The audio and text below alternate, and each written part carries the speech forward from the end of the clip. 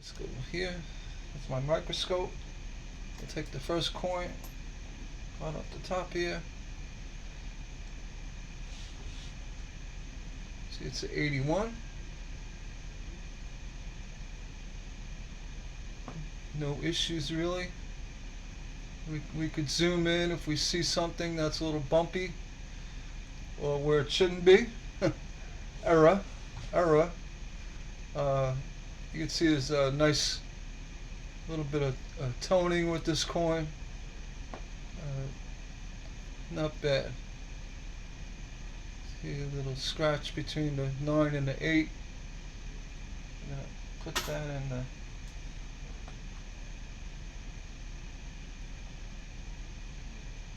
pile of copper pennies. 1998. What we want to look for is the wide AM. There are different ways of doing that. Looking right directly at the A and the M. Right here. The space in between. And you can also tell by the distance of the designer initials, FG. If it's close to the building, that typically will tell you it's a wide AM.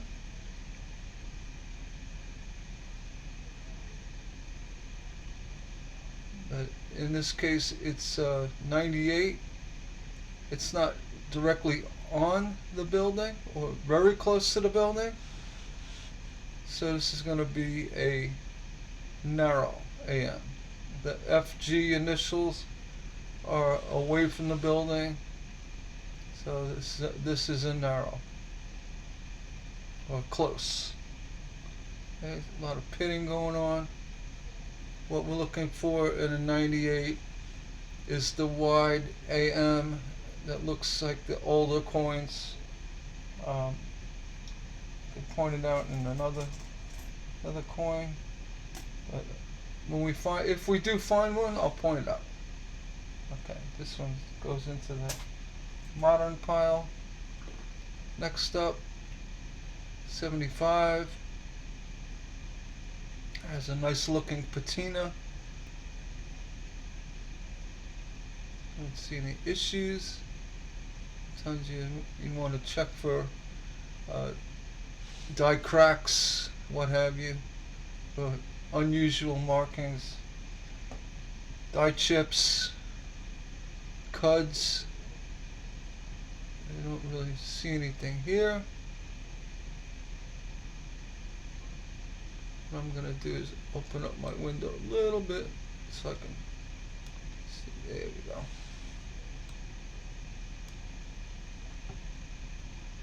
And reverse the green sludge up here. That's not saying it's a common thing, but you do see it quite a bit. I guess it would be common in coins that have been sitting. 75, it's a 100% copper. Another one, and back to back, 75. It looks clean. It's a medium wear. This is in good to very good condition. No stairs are visible in the middle. If you do see the stairs going up the memorial, that would put it in a fine condition to very fine. Though you can see a few stairs, they're not that visible. But nonetheless, that is a copper penny. Next one. I'm gonna just as they come out upside down or right side up. This is a 21. Don't see many errors on the more modern coins. More or less looking for die breaks, doubling. There's a lot of machine doubling you want to ignore. It's not really worth even making a fuss over. Uh, these, I mean, we may have a little bit of a die chip by that C. Honestly, the blemishes, unless it's a serious die chip, I write it off as just as a scratch, which this probably is. It looks like a little flake by the United.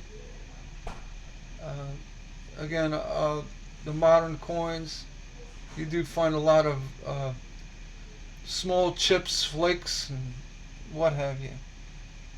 I don't give it too much value just because.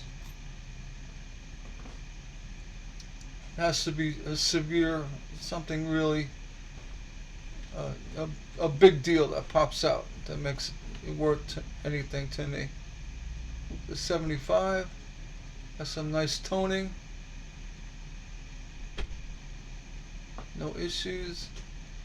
Same on the back. It's a very good condition. Start seeing a few more stairs visible here. That area of the coin gets a lot of wear from circulation. So the more detail you see here, the higher grade it becomes. This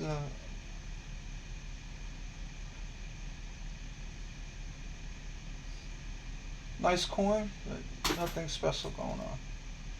Here we have a little bit of mint luster. Unfortunately, it's an 84, which is a zinc coin.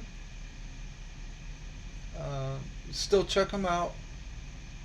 There could be something going on, heavy doubling or rotated die. Basically just obvious issues that are out of the ordinary. But what I do is I always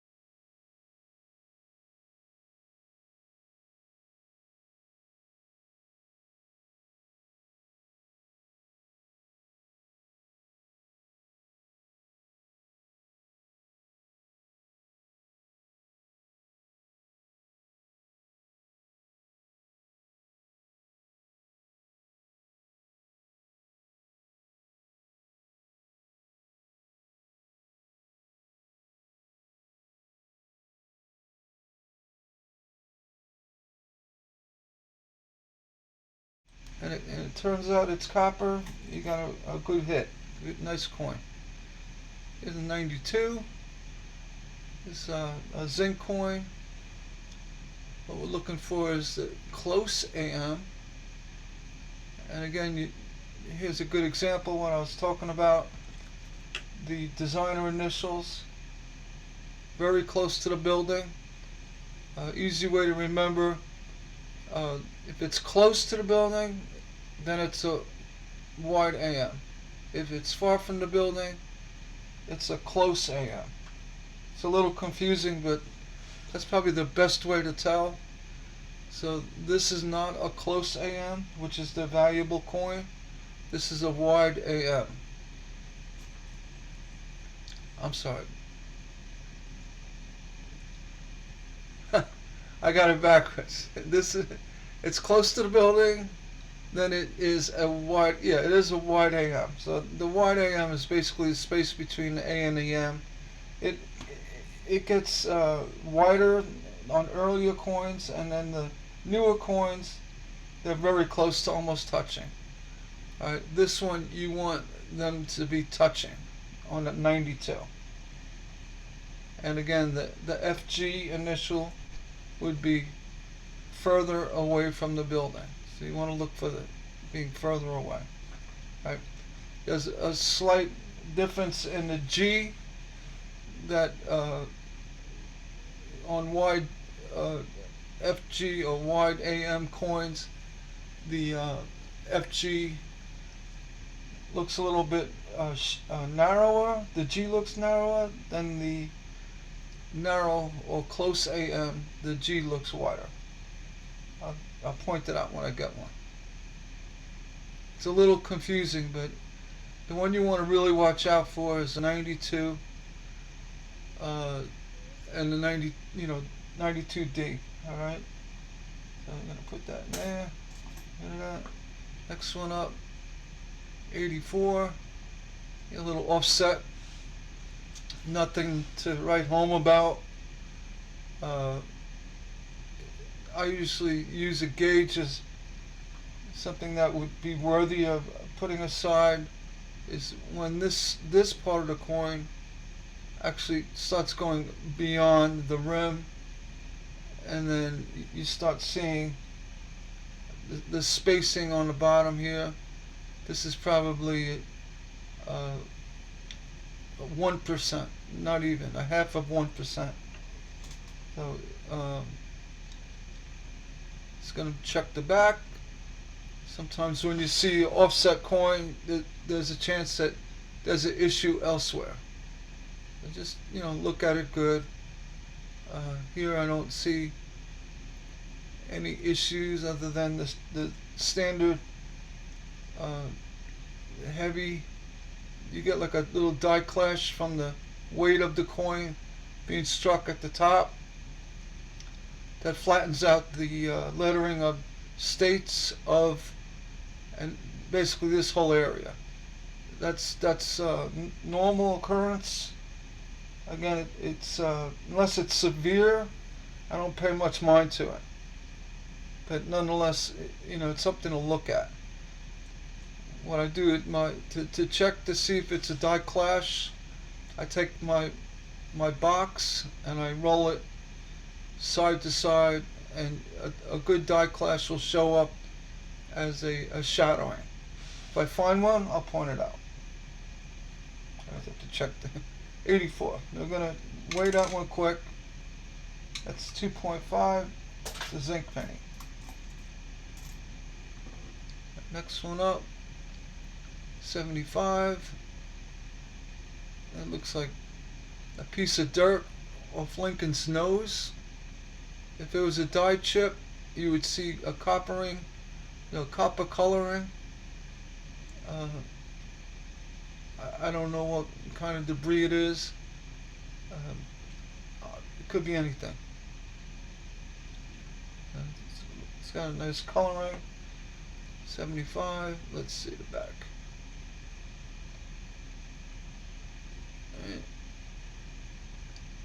And like I was saying, with the wide and the close AM, the FG here on these older coins, just about touching the building, which gives you that wide AM.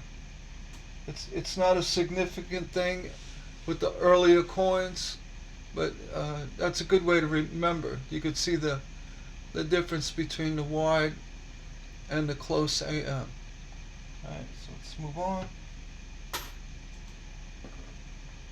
It's a modern 10 years old. You got zinc damage. You always check for the VDB.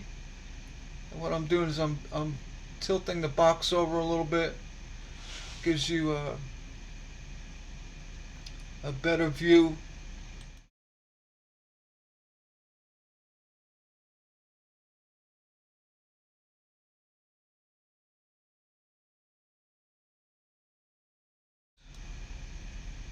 I'm going to bend it now.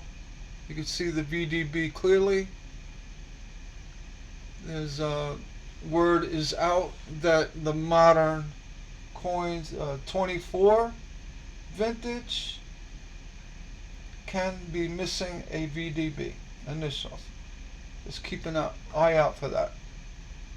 On the back, you don't see many errors with these shield coins. You do see die clips, little debris now and then from the planchet and die chips, but for the most part, the machining of these modern coins are very clean. It's zinc that was an issue, is an issue. Next one, 84. So you could see that there's a VDB impression. Usually you could just kind of pick that out. But the mid 80s, they had issues with the excuse me, the edging with the zinc getting compressed and the copper plating getting pushed up against the rim, causing, cracks, distortion. These are very common in the vintage of the 80s, especially the mid 80s. It's not an error. I mean, it shouldn't be there, but it's something that's very common. So don't get excited about that. Looking at the back, my rule of thumb is with the zinc pennies, it's got to have a substantial error for it to be worth keeping. If it doesn't, it's not, there's really no value. To me, a good example is a 15. You're going to zoom in and look for slight doubling, machine doubling. It's not worth it, in my opinion. The coins are so deteriorated. Another example is the back of this 15. It's got probably had a little bit of a chip or something, that the zinc was exposed to moisture in the environment that caused it to now start eating the copper. It's horrible, but nonetheless, that's how the coins are made now. Maybe they'll change that someday. Okay, here we have an 82. I see a little debris in the 8. This is a large date. There's a little offset. I may want to just get a closer look, see what's going on the 8. Looks like there's a chip. Again, this is probably a zinc coin. Let me check real quick. If it's a zinc coin, no, actually this one's copper. 82, they had both copper and zinc. There's an offset. So go ahead and real quick, take the microscope, zoom in. We'll just see what that issue is.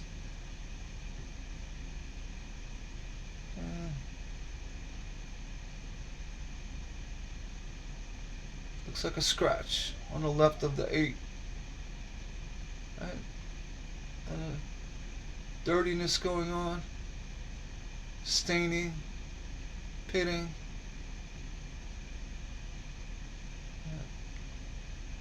Even on the non-zinc coins, the copper was not of good quality as the earlier coins. You go into the 70s and before, the copper was a better quality. They are a percentage of alloy base, whether it's 95, 93, they may have added more of another metal that is causing these issues on these later copper pennies. 81, 82. I think it started in right around 81 and 82 are the ones that have this discoloration issue. 1980, you're going to find them to be a lot cleaner. Looking at the back, there's a copper coin. Let's see any major issues. So I'm going to put that one aside. Another 82. Now this one has a very evident that it is a zinc penny. The one before was copper. This is also a large date, 82. You can tell the two. Easy way to tell is the line going from 1 o'clock to 7 o'clock is nearly straight on the two, coming down like that. The small date has more of a curving. That's how I tell. It's also closer to the rim on the edge of the coin. We're going to go quick, just check the weight on this one just to verify. Well, that one got me again. That's a copper. And it's going to go back to the poor copper that they used that caused that. But this one is copper. It came up at 3.1 grams. The only thing I can guess is that, again, the copper alloy, the mixture of what they used for the copper was of poorer grade, or was not a good, wasn't a very pure copper as the older coins were. This also looks like it has a little bit of a crack right by the M. You can verify that. Come in close.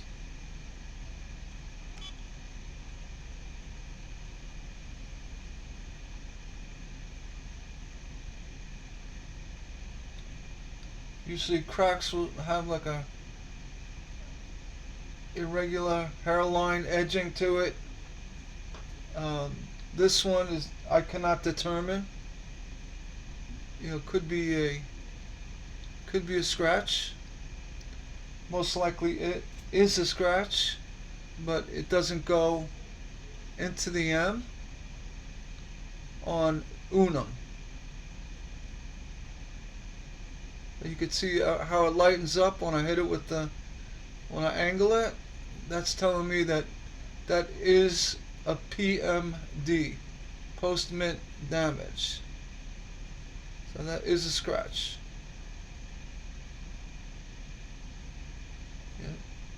I got it in close. You can see there's evidence of some kind of scratch up there. Looks like somebody was saying, what is this green stuff? And they ended up scratching that. So I'm not going to put that on my good pile because it's basically a damaged coin. No interest. See what we got here.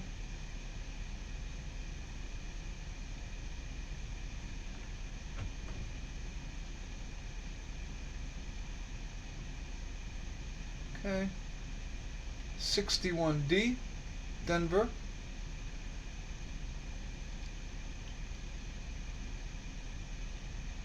On these older memorial cents, you want to just look for RPM.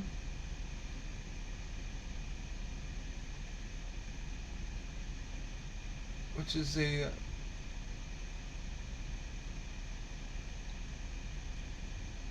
doubling of the mint. Just zoom in.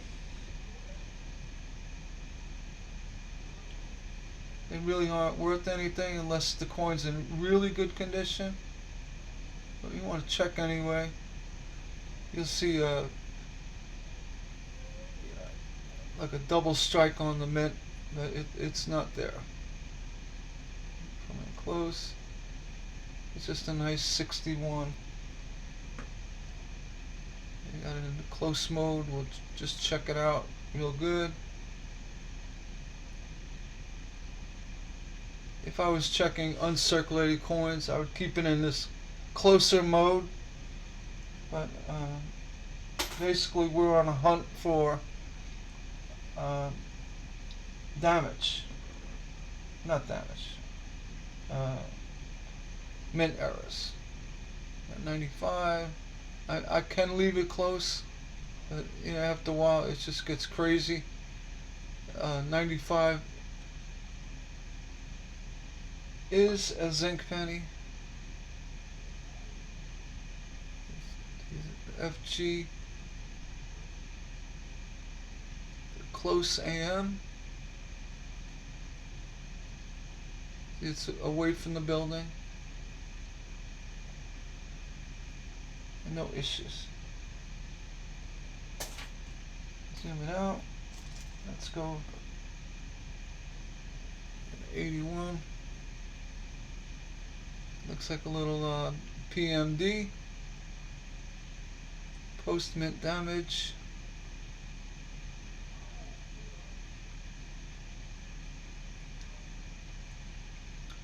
Probably cores from a dryer that's spinning.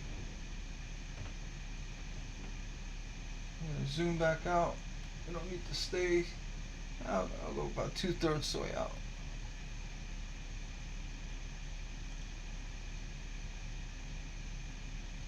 There we go.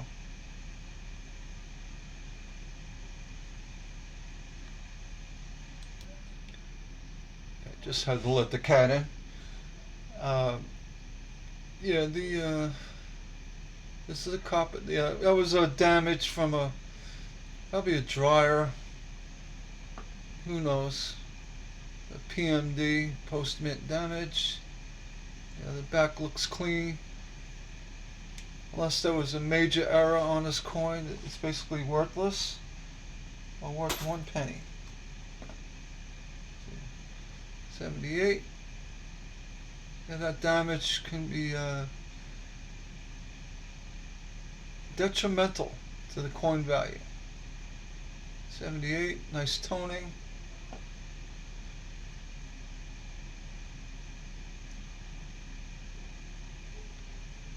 Yeah, FG is right up on the building.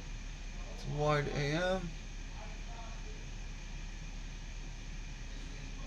There was no variances wide or close on these older coins, but it's just showing that you see the FG's right on the building, basically very close, and you have a wide AM. That's what they're referring to, the wide and the close during the transition. All right, get rid of that. Go back to camera.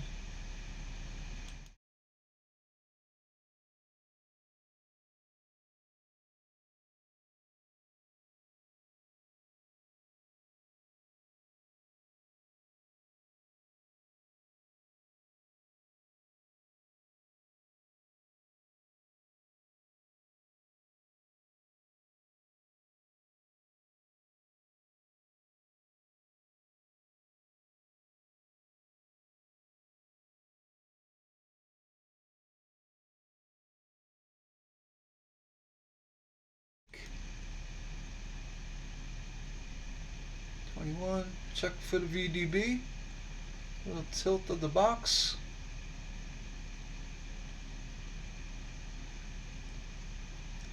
This is probably the most generic bankroll hunting there is. It's all random dates, and you never know what you're going to get. This is where it's exciting when you do find something. It looks like a little bit of cracking underneath the America, but say for sure it could be a line off that F, scratch. It's not, not getting me excited. Huh. All right, next one. 72 in poor condition. You could read the date, read the wording. Say this is a fair to good condition. Look on the reverse. Not even good. I'd say it's fair. If there was a major error, it would have value, but other than that, there's no value. 95D, in very poor condition.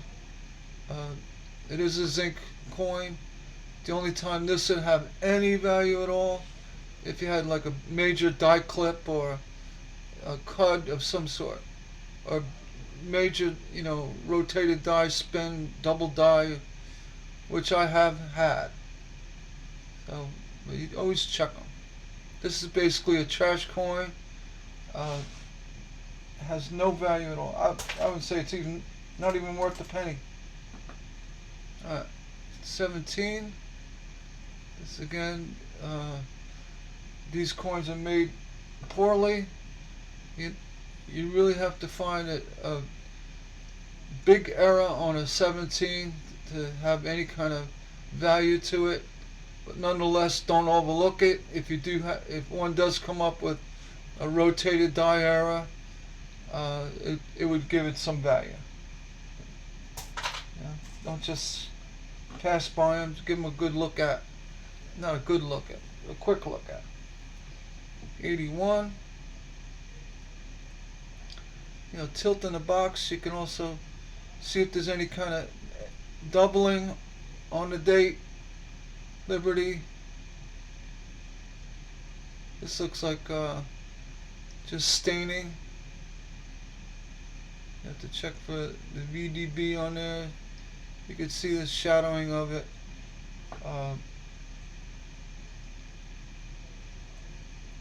There's a weak strike on the reverse. But being you could see the stairs, this does put it in a very good to fine condition. Due to the staining on the obverse, it degrades that. So I would say this is a very good, so the staining really killed it, but it's not a bad coin. If it had a nice error on it, it would be a nice coin. 05 is the pre-shield vintage. He had some bad clad damage on his cheek. Let's check the reverse. And a little bit of hashing on the ring. If that's post-mint damage or during the press, but it's not something that's desirable in my opinion. Unless it was a major issue. You can see there's some scratching going by the building. So I wouldn't even give this one a second thought. It goes into the ring back to bank pile.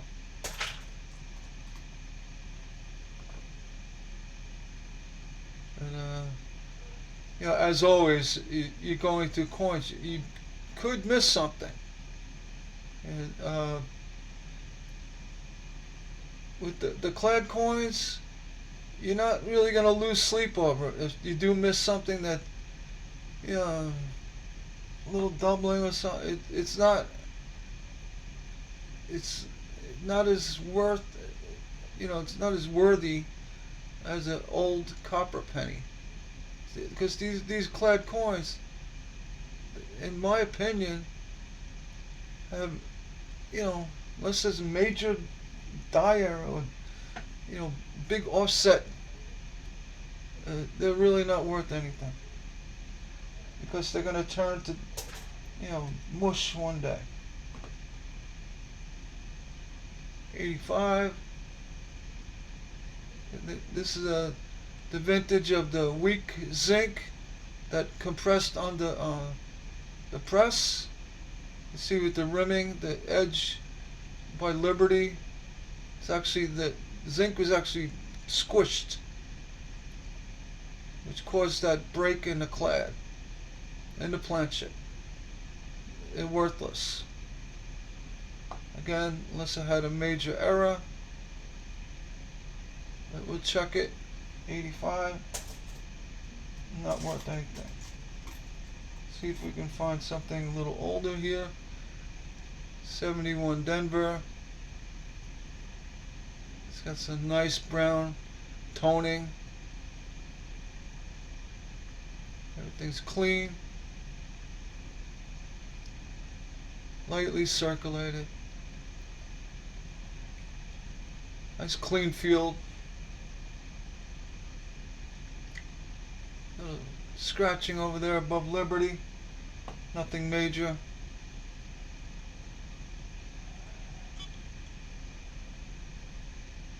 So, you can see the stairs. You have some thin layers that come through.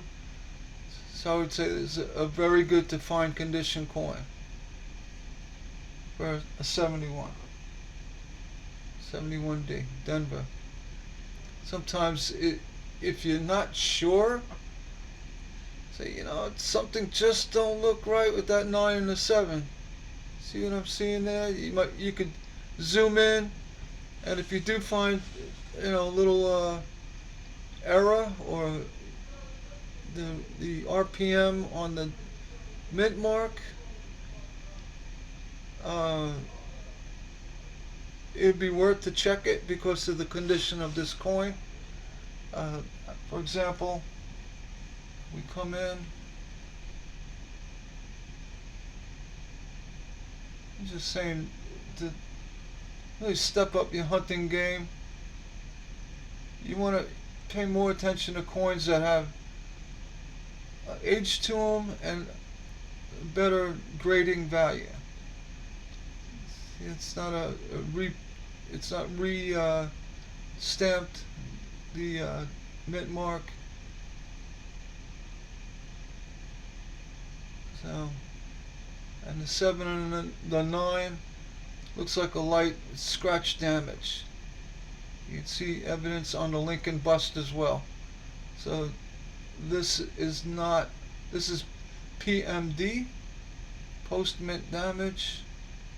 Being we're in a more magnified view, you can check it out. We'll give this coin a chance, but for the most part it's just a nice older vintage memorial. Nothing special. I mean, unless you're collecting coins, you want to fill a book up, it's not a bad coin. Even in uncirculated condition, it's not worth much. A few bucks maybe. We don't have uncirculated. 79, nice red tone.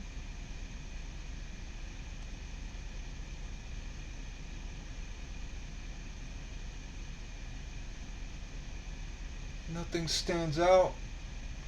This is actually, I'm going to clear up the microscope. You see a lot of detail on the building, the steps. This is a very fine condition. You have that hashing by the states. That's typical. That's from the variable pressure from the stamp, from the die. It causes that wearing up by the states, the top of the coin. It's very common. It's not a substantial mint error. Shouldn't be there, but it's not gonna put any value to the coin. So that's gonna degrade this from a very fine to a fine, in my opinion. I said I'm not a grader, but I do understand how they're graded. The 2000 zinc penny. You know, nothing special going on. We want to check for the wide AM. Now spin it around. You can see the A and M are touching. And again, though this would be a close AM, you could see the FG is away from the building. So that they're not close to the building. So if they're not close, it is close on an AM. If this FG was touching the building or very close, then it would be a wide AM. So basically, we're looking for the wide AM on a 2000 vintage this coin is worth 1 penny.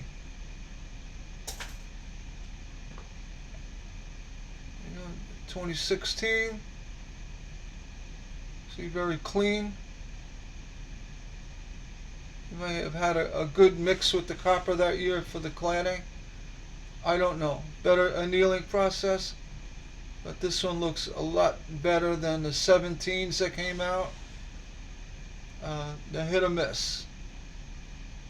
But if you do break that clad, the shell, like by the ear of Lincoln, you're going to get that zinc corrosion that really destroys these coins. For example, you look at the back, you have that deterioration going on. So unfortunately, there's no way to avoid them. They're already made, they're minted, and they're done. I really don't want to comment too much on it. It's horrible. Here we just have a severely dirty, not damaged by dirt, by the environment. 76. It won't be worth anything unless there was a major error. You know, like half the coin missing, or double stamped, double dyed. You know, for the most part, this coin, it's only worth its weight in copper. It is a copper coin. 89. Now these are the ones that you should keep an eye out for, because I've seen an error where the 89, which should be a zinc penny, turned out that it was stamped on a copper planchet. So we want to check this one. I'll do that right now. That's 2.5. That is zinc. Nothing crazy. So I'm just going to bring it back to the bank. 21. I can go faster. Check for the VDBs. It's there. No, nothing's going on. Nothing crazy. Damage. And even go into checking fine detail with those coins. It's just not worth it. You've got a little scratch by the IN. And it's 2000. Again, we want to look for the wide AM. This is not. See, the FG initials is away from the building, and the AM are touching. This is a close AM. You want the wide AM, as it would appear or look with the older coins. No good. There's a mid-80s with the rim issue. I'm guessing, I believe it's from a poorer zinc softer, or they're pressing too hard with it. I don't know, but it's very common in the mid-80s. You'll see them. The only thing good about that is that occasionally that extra press into the coin creates the coin, makes the coin flip up, and you get a nice error. Other than that, they're not worth anything to me. Unless, again, let's have a severe error. So back to the bank. Okay, 82 large date. So they made the copper plating in 82 better, in my opinion, than a lot other years of the Lincoln penny. So this one can throw me a curveball and become a zinc. We'll check, but no, it's copper. It's a 3.1. So I'm gonna look at it a little better. That one, that in United, the I took a hit from something. I don't know what's going on. But for the most part, I do see a little issue by the E. That could be a scratch. Could be an issue with the planchet. It's following those lines.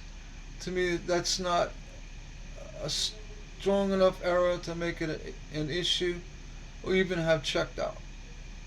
Because anything that does have a suspected error is really not worth anything that other than to the person buying it and their opinion whether it's valuable or not, or your opinion whether it's valuable or not. The only way to get it really verified is to have it graded. And to have a coin graded can cost upwards to $80. That's not worth it. You could try selling it, but that could be a scratch too. I'm not even going to go there. 23, just check for the VDB, it's there. Really garbage coin. The cheap cladding. It's almost an embarrassment. I'll say it. 95. This vintage, very common to see machine doubling. If you look right at that Liberty and say, "Oh, look at that! I got a double Liberty." It's not. That's machine doubling. They call that. It's like a chatter when it's struck. I mean, if it was a true double, it would be a rotated die. So you would see that chatter going up and down, or in a circular or clockwise or counterclockwise direction.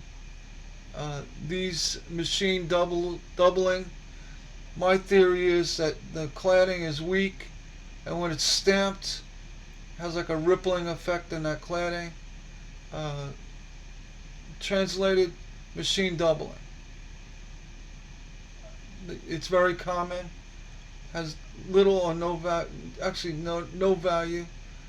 Unless you won't find machine doubling that's going to have a heavy like double die wood. Yeah, they look different, but that's what's going on. It's just cheap cladding. You got a little issue on the right side. That's probably a scratch. So that's going back to the bank. I wouldn't even entertain the thought of it being a crack, because it's a clad coin. Now here we have 82 with a small date.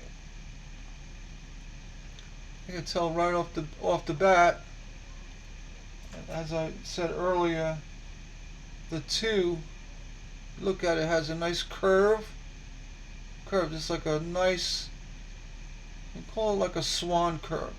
Doesn't come down straight. So that's a 82 small date. And it's further away from the rim. Right here, the spacing is wider.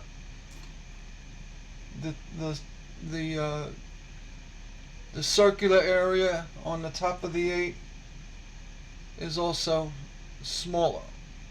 That's another way to tell. There's like 3 real good ways to tell. Once you see enough of them, you can really spot them out real easy. This one's got really nice look to it, nice toning. But this also could be a zinc coin. Check that right now.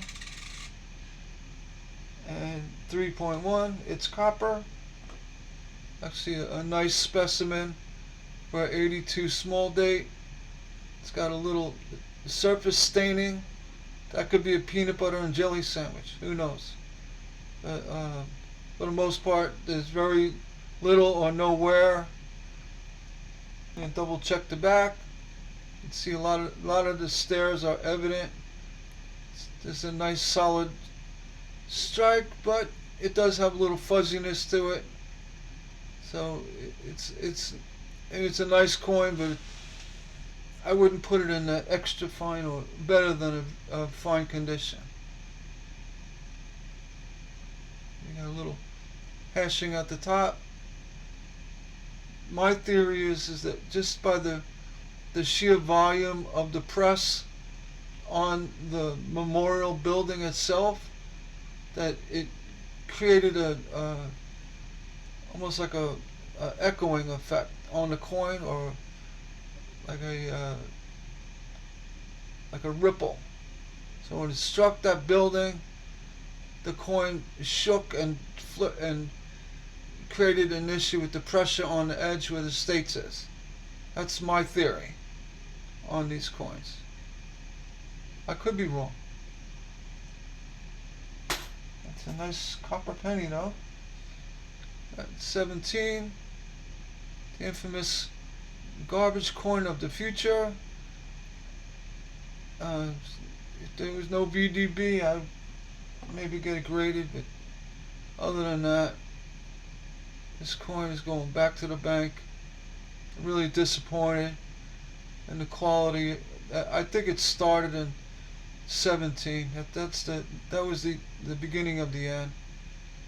So even earlier, it was the early shield coins. They have issues as well. I mentioned it in another video. I would really wish that the U.S. Mint would just make coins out of steel again. Make pennies out of steel. They won't rust unless they're exposed to water for long periods of time. They hold up well. You have some honest errors in them, and the idea that they're steel would promote the U.S. steel industry. It would also cost less to make than naturally the copper, due to the price of copper, and or the plated coins, which the plated copper on zinc, the cost of making those planchets is as much as a copper planchet. So there's no savings there. It's just a complete waste. They're better off just making them out of copper, because the cost involved in making the coin is the same. So that's the government for you. Make it out of steel. I'm sure the cost of making the pennies would drop substantially, because you wouldn't have that plating process or the cost of copper. Plus, I think they would look kind of cool. Steel pennies again, right? Not aluminum. Aluminum's garbage. They're light and they look cheap. But steel, not wrong with a good, penny made of steel. Old cars are made of steel, right? You don't want to paint them, but I think it would look nice. And it would be, everybody would see the steel coins and say, oh, they're making them out of steel again, and they start complaining. But if they knew they're saving money and they're promoting the steel, U.S. steel, promoting U.S. steel by doing so. I know it's not a lot of steel, but it's more symbolic. And be done with it. Maybe someday copper will come down in price. You start making them out of copper again, or the value of the dollar goes up. I don't know. The whole transformation from copper to zinc was a nightmare for coins, for pennies. Nickels too. Nickel, it costs 8 cents to make a nickel. Go figure. Seven.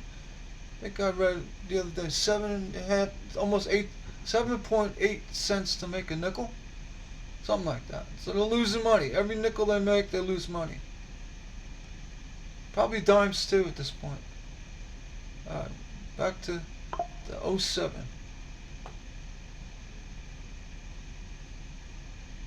The zinc penny, not worth anything. Unless I see a big error jump out at me, it's not worth anything. And that's my opinion. You want to really look at maybe little die chips, and that die chip, you know, a doubling, what have you.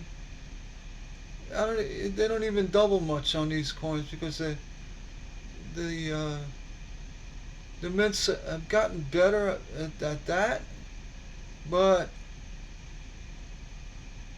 the coins are crap. The class. There's an 84. I flip it on the back. I'll step it up a little bit. You got a little offset. Yeah, no hashing on the top, which is good. This is a good press. Actually, a nicer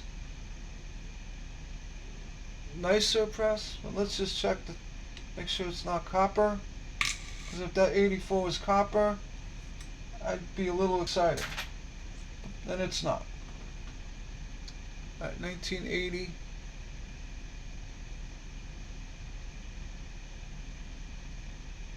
We know this one's copper. And there was an error with the double die on the 80s vintage. It caused there's almost a little evidence of heaviness here on the bottom right area of the zero. What happens is that where it is double, you're going to find the number gets heavier, the thickness of the zero down here, and then it will get thinner here to compensate. Same thing with the 8.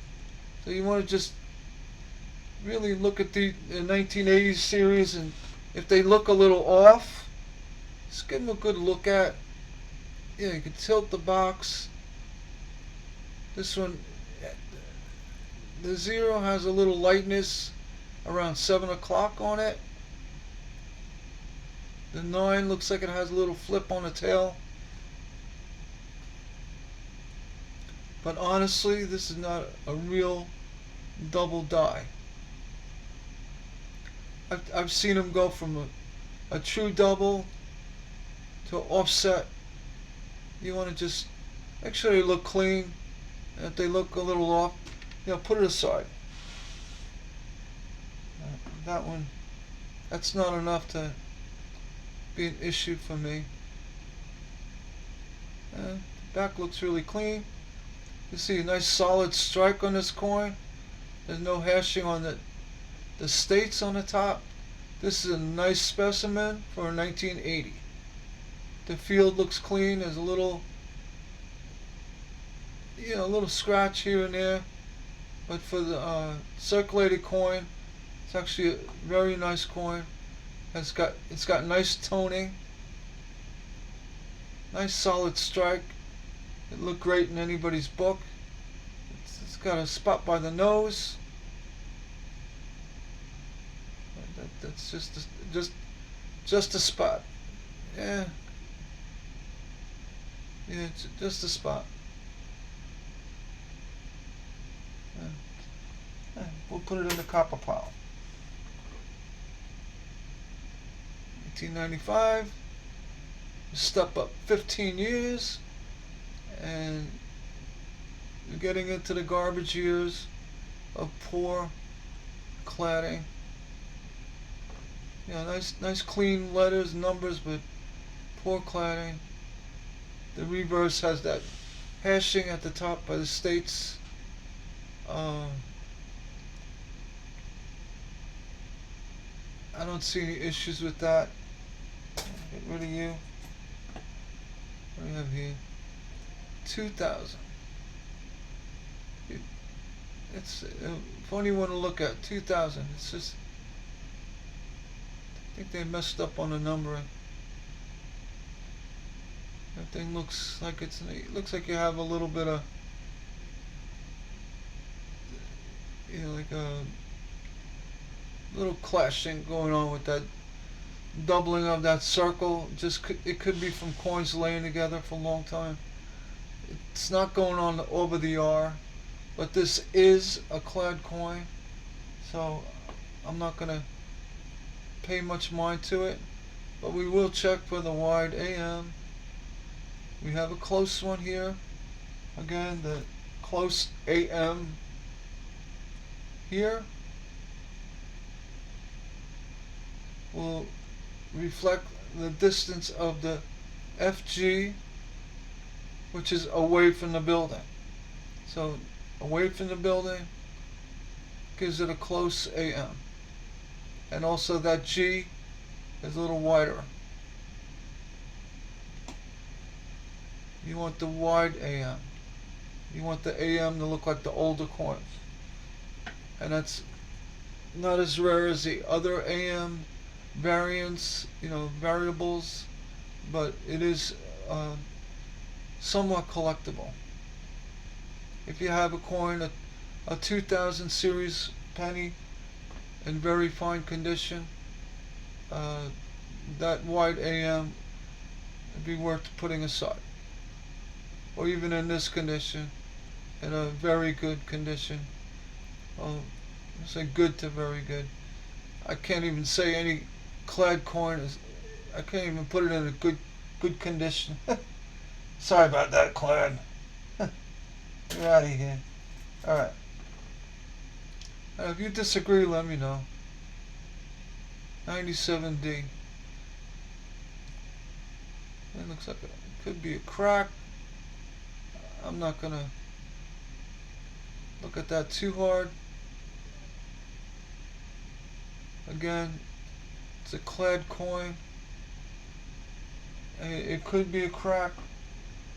Am I jumping up and down over it? No. Are you gonna get your money back if you have it graded? Say, yeah, that's a crack. Hand over $80 for $10 coin. Not even. I wouldn't even. I'd feel embarrassed of trying to sell this coin, saying, yeah, that's a crack for $10. Nobody wants it. You gotta remember the selling coins. You gotta have a coin that's on. Yeah, I'll dish out the money for that.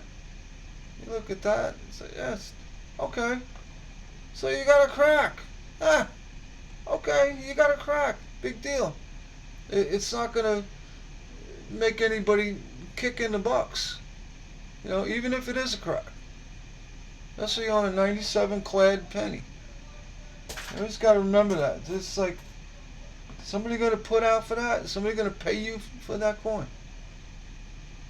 Is it worth getting it graded? And your word saying it's a crack, or somebody's thinking it's a crack and you're not sure, unless you get it graded, it's not a crack. Okay, if it's cracked, it's still not a crack. And here, clearly, this is post-mint damage. It's scratch on a 2000, and the coin before, which was a 2000, it completely looked different. I'm going to pull it back out of the pile, but all the numbers did not look like that. So is there a variety? I don't know. That's why I'm showing my slight bit of coin ignorance. Naivete. That other 2000 had all the numbers are wide, and these are nice and crisp. Is that a variety? Could be. Let's check the AM. The AM, this is now a close AM. Wasn't a different mint. Both Philly. So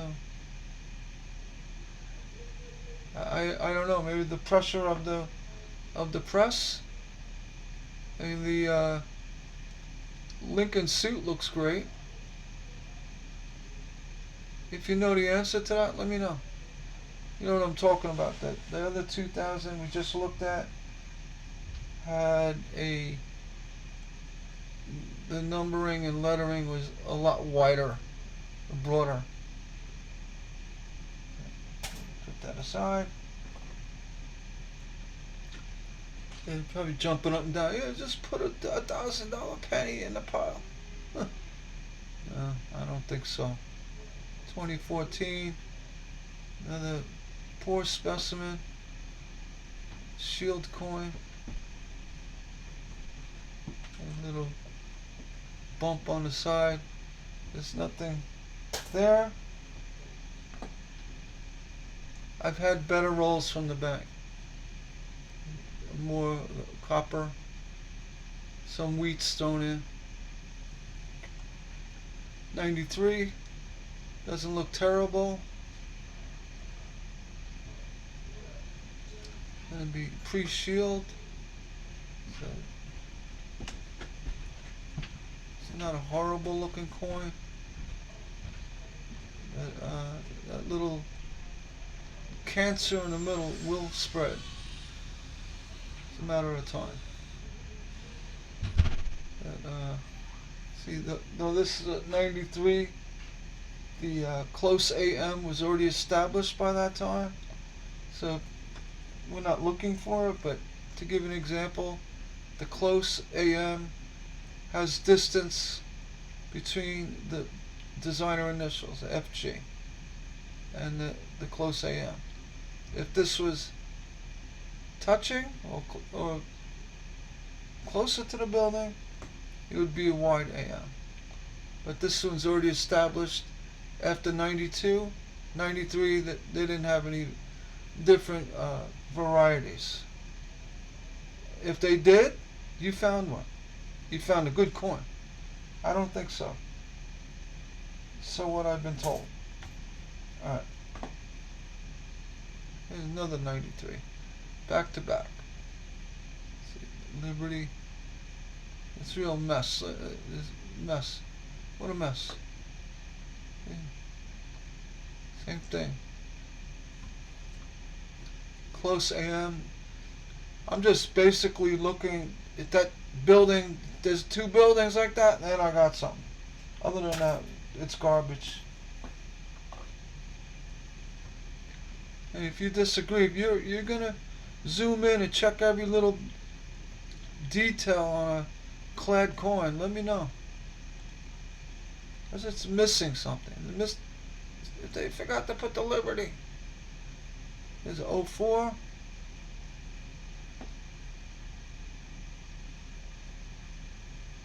Again, close AM, but that they already established. There's woodying here. I'm not impressed with that woodying effect. Some people are. I've seen some heavy grease errors, heavy bubbling, which is more desirable in my opinion. Now you got to be really heavy. Got to be remarkably heavy, or even the woodies if it's a remarkable pattern. Other than that, let it go. Okay, back to some copper. 77, clean toning, nice rim, average amount of circulation damage, no hashing at the top, and the stairs are gone.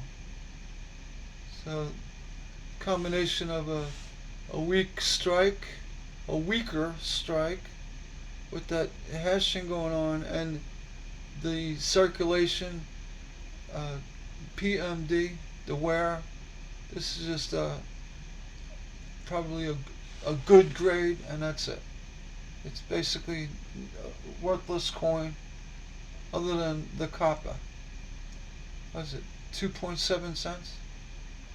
Off to the copper pile. 98D. This is another one you got to watch out for the close AM. This will have the wide AM if it's common. We'll know right now.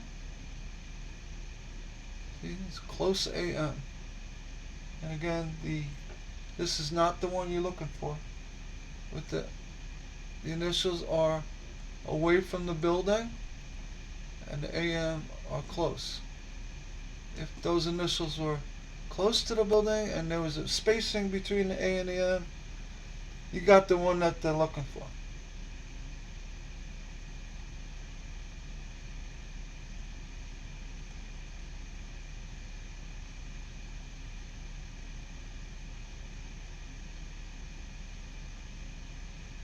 Yeah.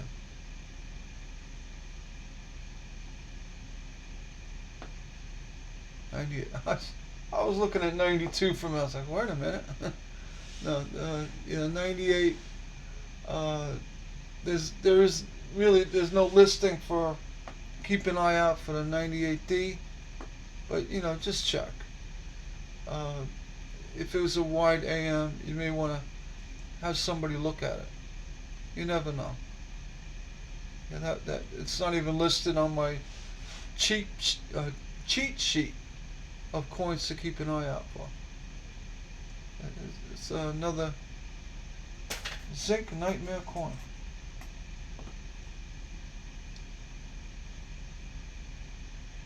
See something? 17. Yeah, something with the R on top. You know what that is? That could be a die chip. Could see that on the around the R and in the U.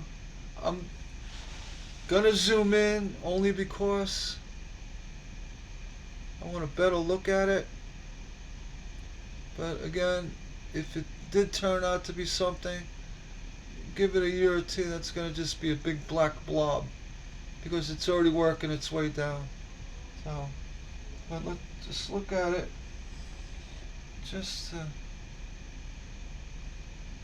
for curiosity.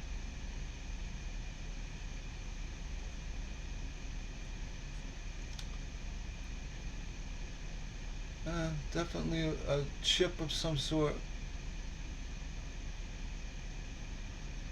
I also have a trick. I take a pill bottle. I'll show you. I'll put it on my camera.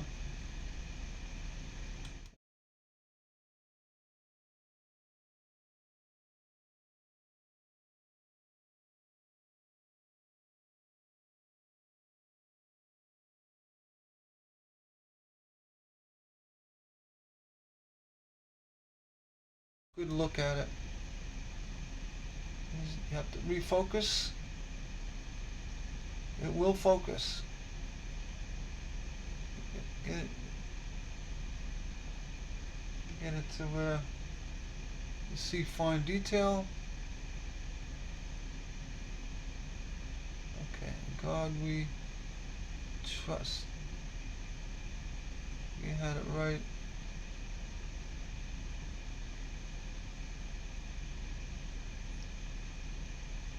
That was it, right? I mean, it could be a cut of some sort. Again, you see the deterioration already started. I can't pinpoint it because it's too small. But toward 3 o'clock, 3 o'clock.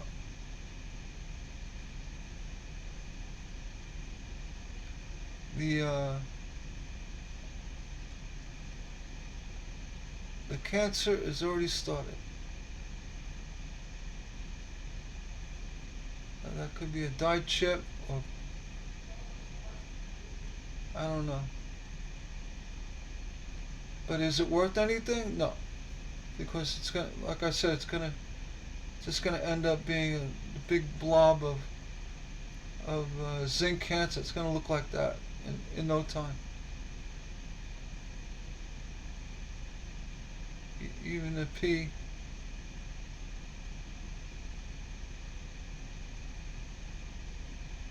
Looks like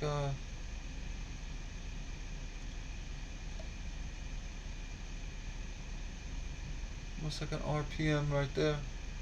But again, it's a zinc coin. It's garbage. Hey, you want to collect them? Get excited about it? I'm not. I just won't do it.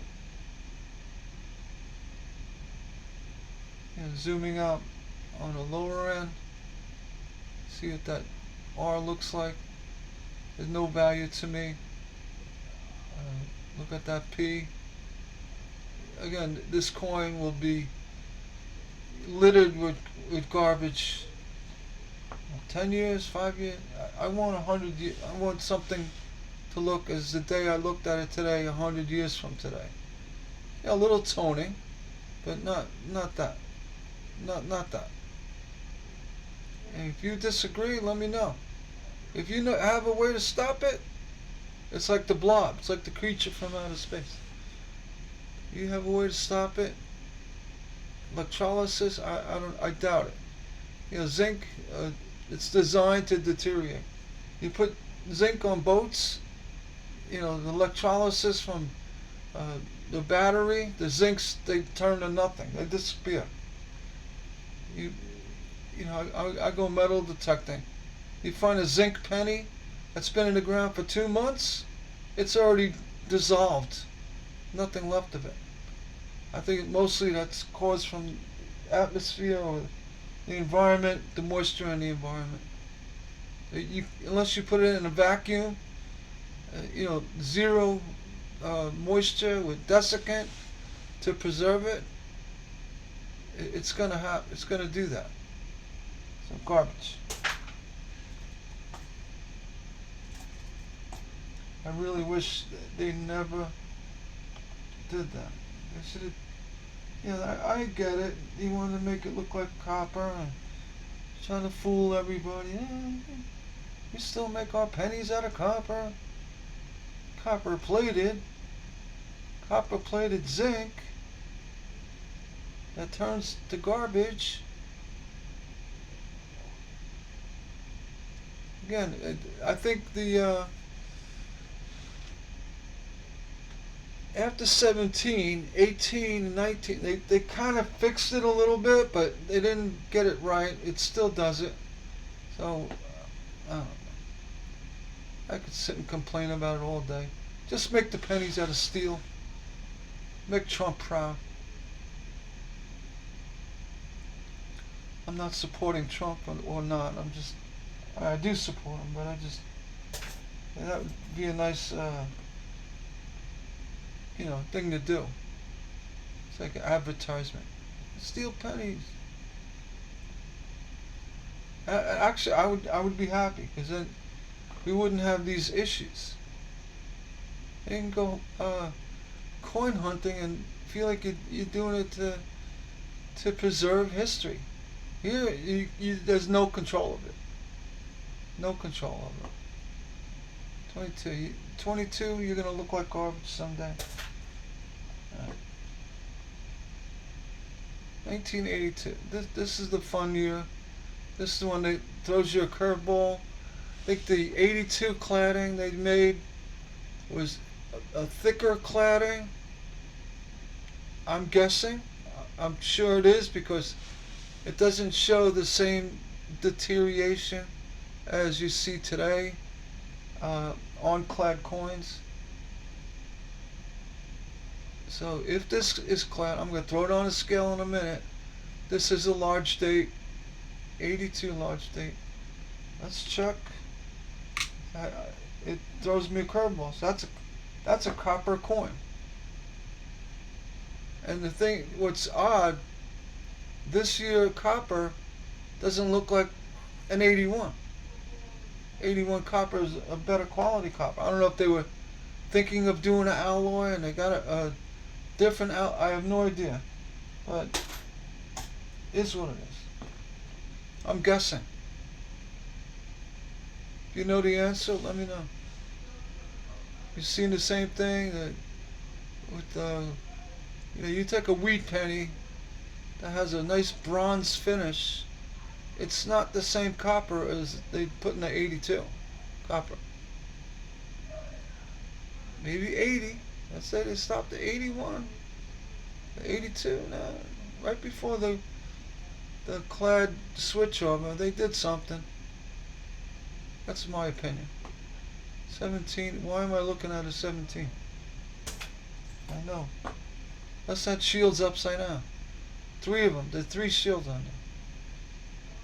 So, 'cause even if it is a major error like that, where it's a double stamping or a rotated die, and it with all the deterioration that happens to the coin, it's still going to show that.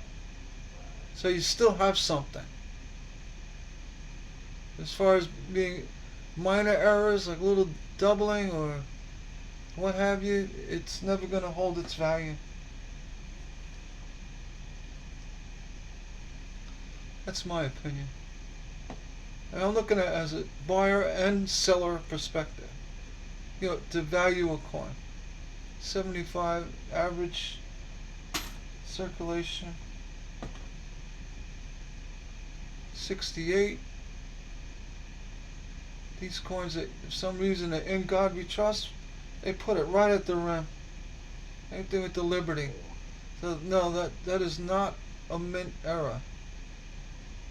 A lot of people say, "Oh, look, that's right up on the rim." No. Say 99% of the 68s are going to look like that. But these, you want to check for any kind of, doubling or issues with the date and Liberty. And, offset strikes. But right there, that's a normal 68. At the back,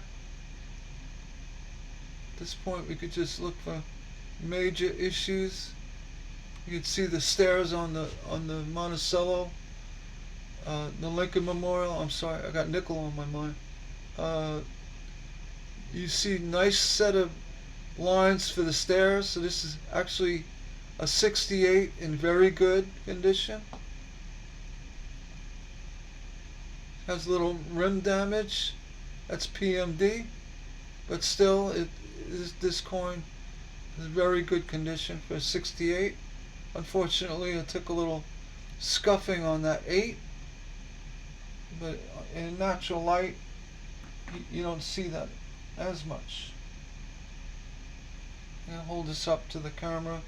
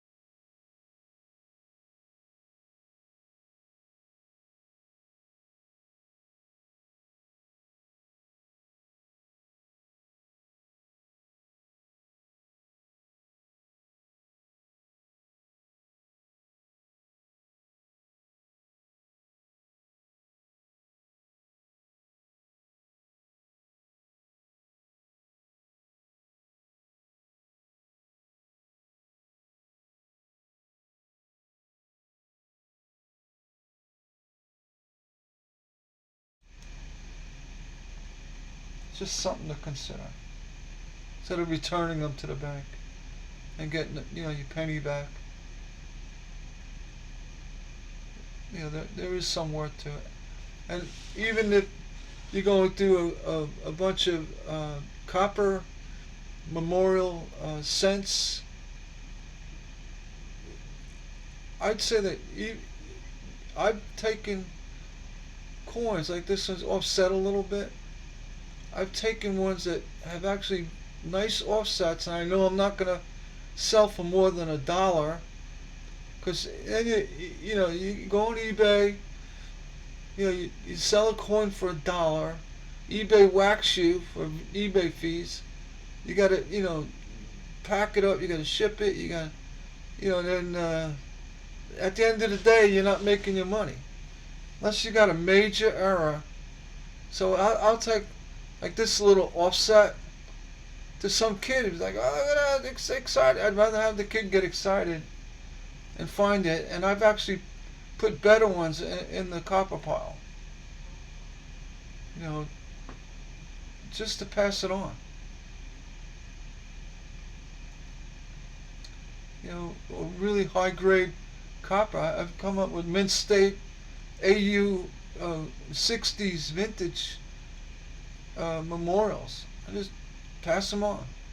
You probably get a $2, probably $2 for it. But even if you're not selling something on eBay for more than $10, you're not making any money. You're really not. I worked your time to list it. The eBay fees. I mean, eBay should have separate fees for items under $50. So I don't know. But they don't. eBay. That's why eBay is rich. eBay is rich. I'm not besmirching them or begrudging them, but they charge just too much.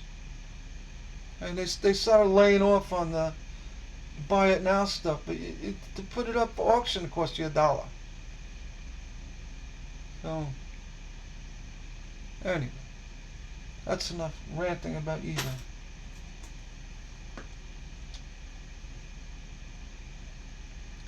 See so many coins auctioned off. Oh, this one sold $1.50. Woohoo!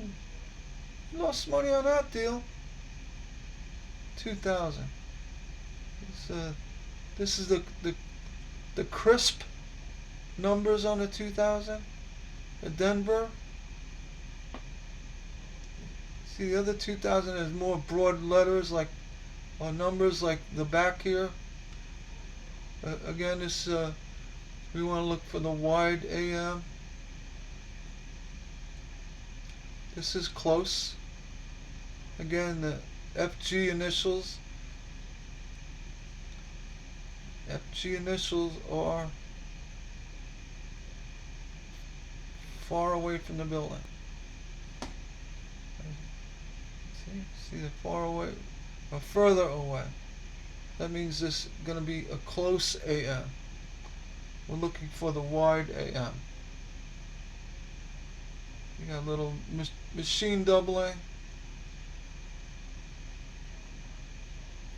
on the C in the cent. Honestly, ain't worth it. Back to the bank. There's a nice looking 82. Nice toning. Nice solid strike.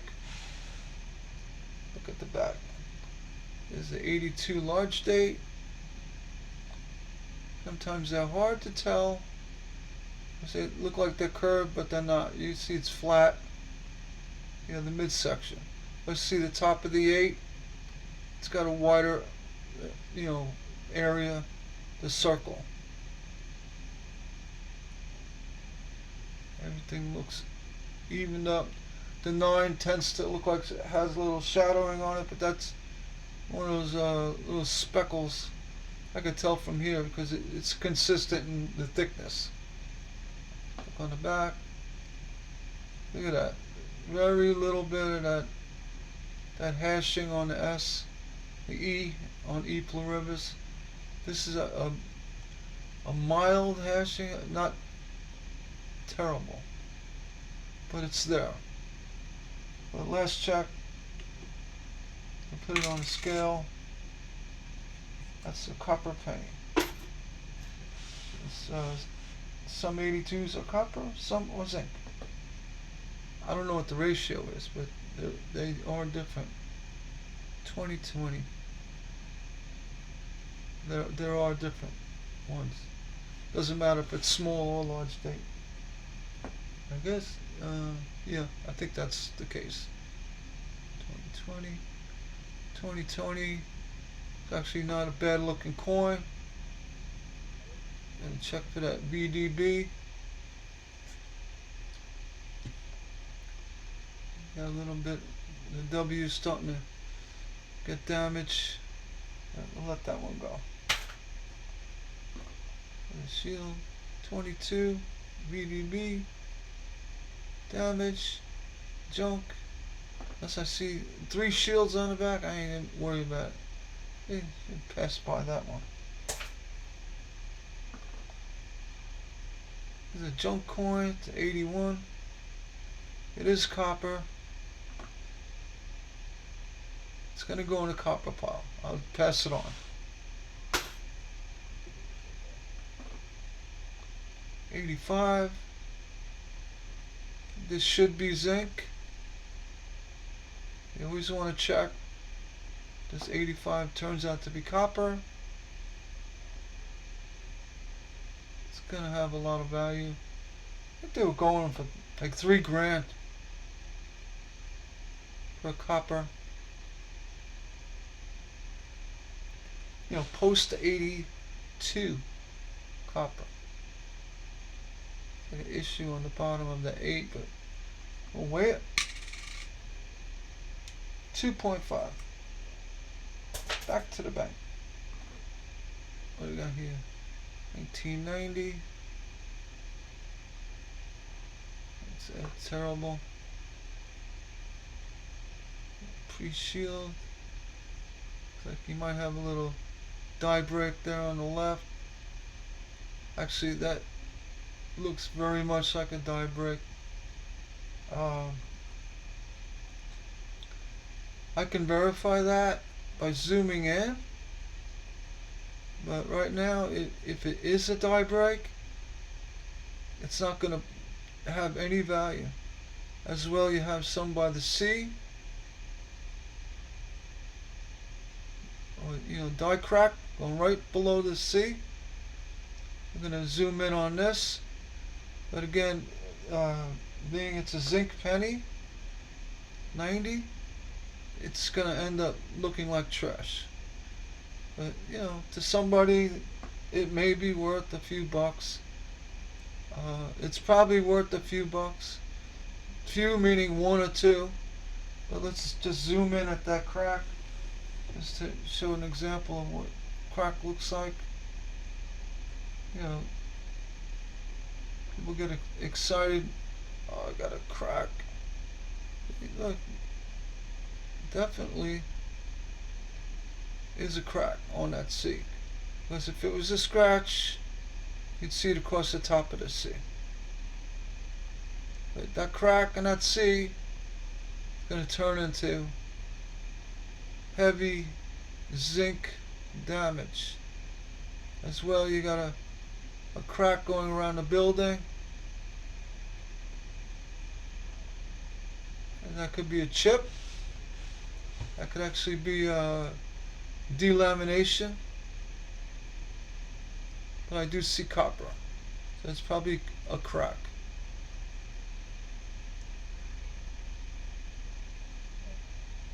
See any more cracks in this coin? Probably a poor annealing, crack, a little pressure from the die. Value? No. Honestly, it's just, okay, it's a crack. Alright, okay. Have a nice day. Because it has no value.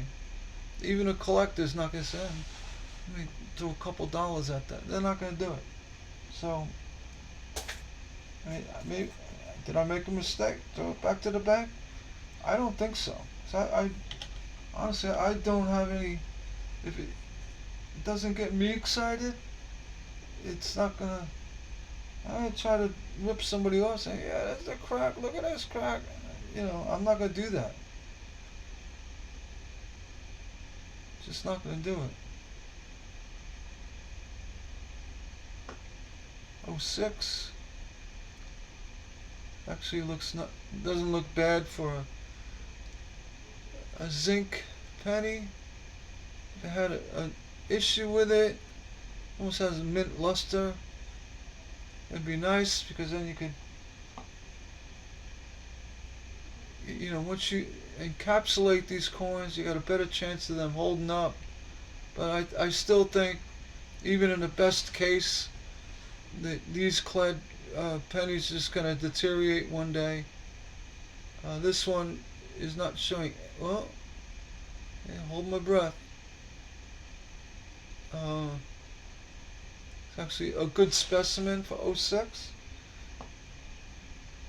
But other than being mint state, mint luster, it has no value. It's an AU coin. I'll show you. It's probably been in the roll since '06. Let me get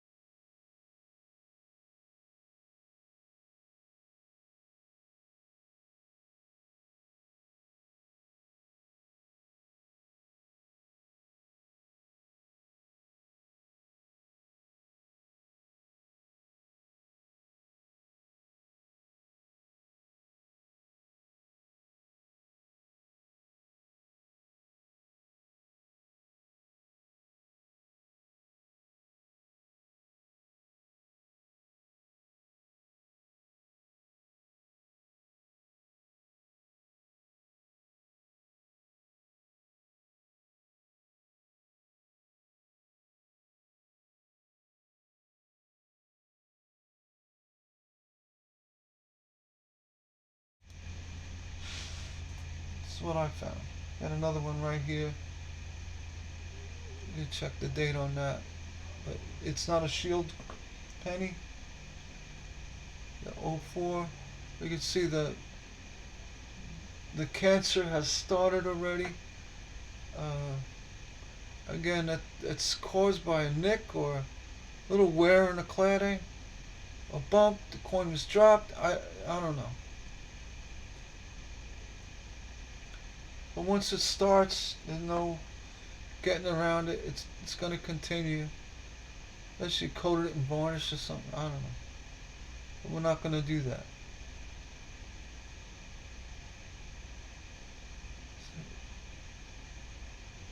What am I looking at? '04. Sometimes I just get in zombie mode and I start looking at coins I shouldn't be looking at. Like this '87. It's actually not a bad specimen for mid '80s. I've seen worse. Look at that.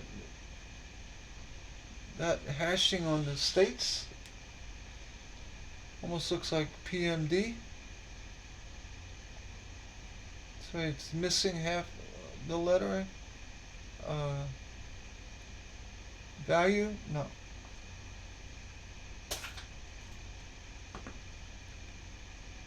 '21.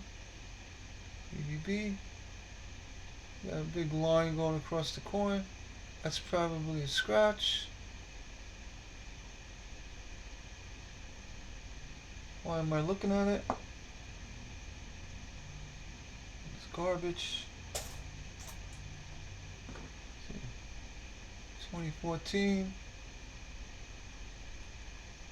BDB. Sealed. Garbage. 74. Now look at that. Look at that 4. Get a better look at that 4. What's going on with G4? That almost looks like a little die chip on that 4. Now that does happen. The die chips will end up finding themselves on top of raised areas of the coin. I don't know how that happens, but it happens. So we're going to zoom in a little bit. I've just seen it before.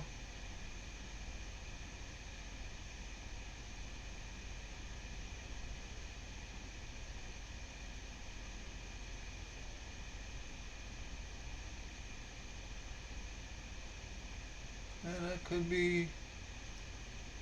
be damage.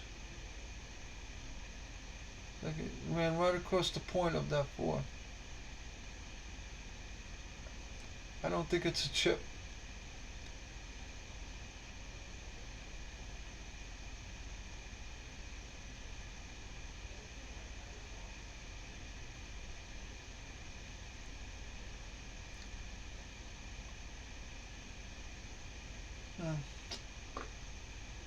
I don't think it's a chip.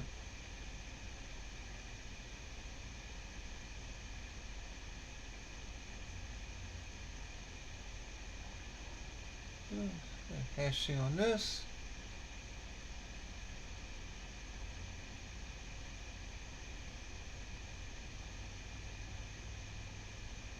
It's like sometimes you get a die clash where you see the building come right through the coin. Those are cool. Not here.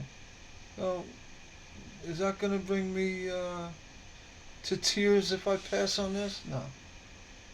I'll pass on it. I'm not gonna, get it graded for what?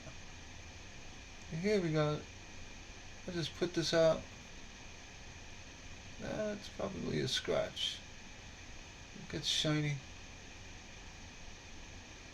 I'm in close mode. The VDB. I'm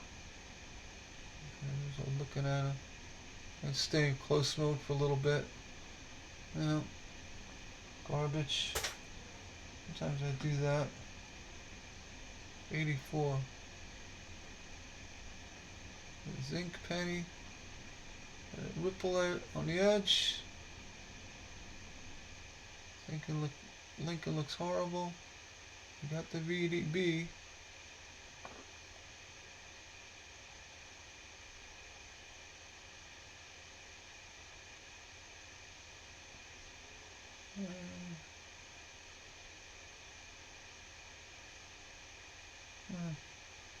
Nothing. Gonna weigh it. It's because 2.6. Nope. Alright, back out. Got a few more left.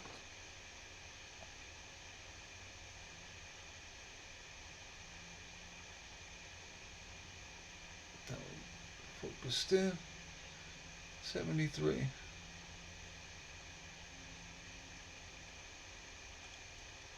If some of you older folks like me, I'm going to be 65 next year, and I look at some of these coins from the 70s. I get flashbacks. 1973. That's like a lot of the enjoyment I get at looking through coins. I kind of go back in time. 1973. What a year. Like the end of Vietnam War. And, life was good.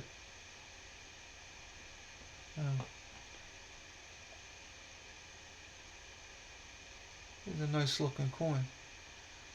I think of the day this coin was put out there. What was life like?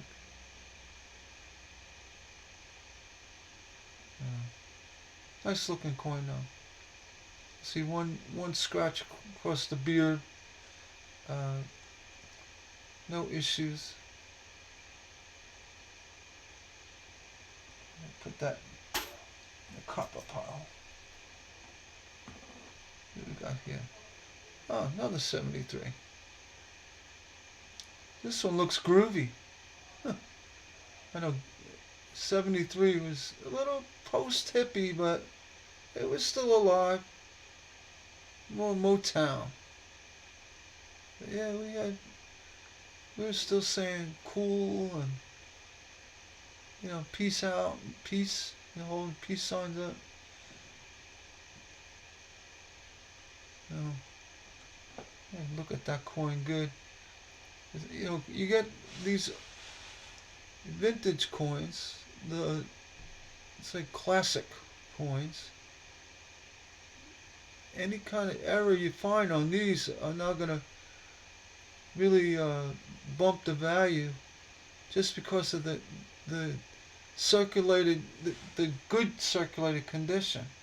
What I mean by that, you see these stairs are visible on the memorial. If you had like a cut or something on this coin, it'd be a nice specimen. Yeah, but there's nothing. If you had a crack, a clip, that would really make it valuable, being it's in this circulated condition, lightly circulated for that year coin. 87. Again, the cladding was better in the 80s, but it still has issues.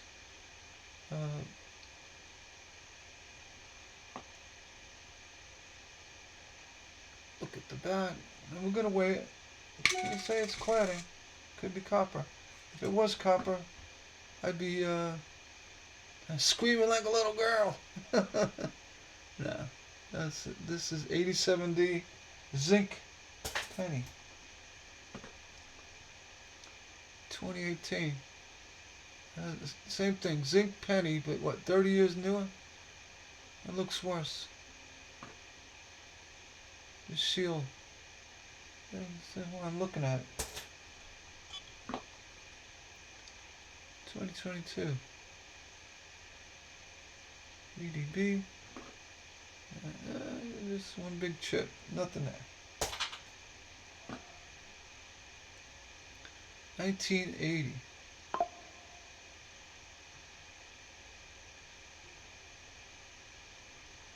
Look at that. Make sure everything's lined up on that 80 well.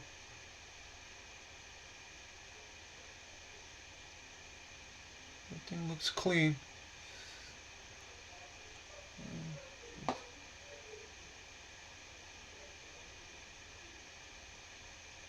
So I'm looking on a full screen on my computer, so I get to see a lot more of detail. So it looks like I'm going fast, or may overlook stuff. I'm not, because I got it really blown up well. I'm gonna throw it in the wrong pile. Yep, I did. Yeah, lost in there. Oh, I think that's it. It's just too nice for coin to let it go. No, I'm not gonna go look for it now. Let's see, one more. Got it? No. Well, that one went back to the back. Nice coin went back to the back. I'm not gonna dig through the pile of pennies.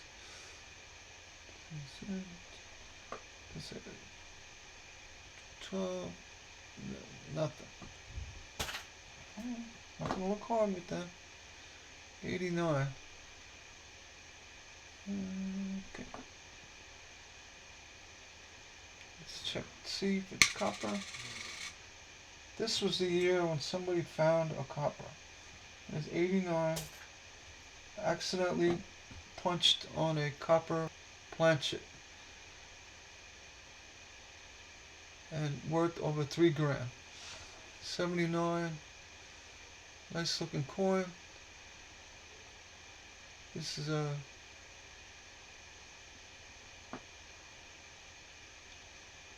good year to be alive too. 79. I got out of high school the year before. No issues. Clean 79. Alright. 74. Denver. Don't see anything. Could be a little chip under that B. LIB. Could be a chip. I don't think so. And again, if it was on the tip of his nose, maybe. If it is a chip, it is a chip. Let's see a crack by the...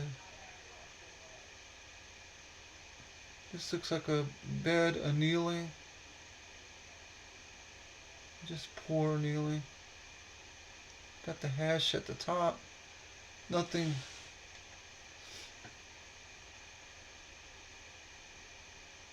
You can tell. I don't know if it's fine scratches or nothing's jumping out, so it could be little hairline cracks. Nothing really serious going on here. We'll use 74. D.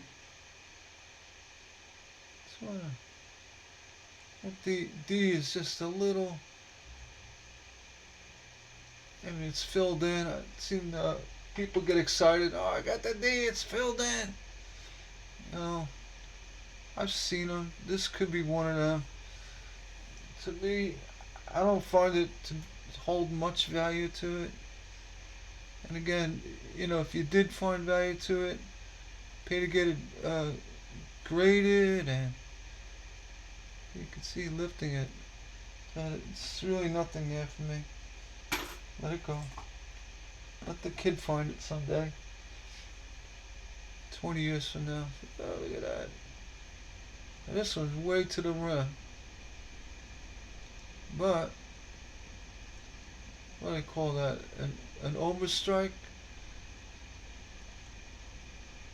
It's really not off-centered much, but it's way to the edge. I don't know what the term of that is. Terminology. Broad stripe. I think that's what it is. Broad stripe. You know, it's interesting. Not terribly interesting. I'm not saying it's common. You don't see it on every coin. But it's just right on the cusp of me not really caring too much about it. If you had a couple of them, but again, what's the retail value for 89? Which is actually the cladding on this is you know, respectful. You can see the stairs.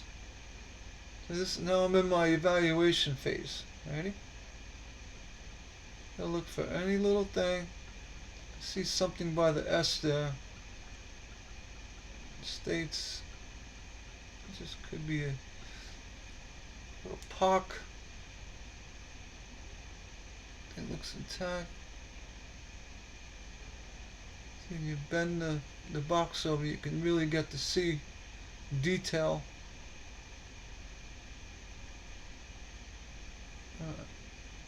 The back just looks really clean, other than a little issue with the S. And just go back to that broad strike. I mean, it's interesting. If you have a little, it's like a little mini cud over there on the right. I think that's a scratch. That's a scratch above it.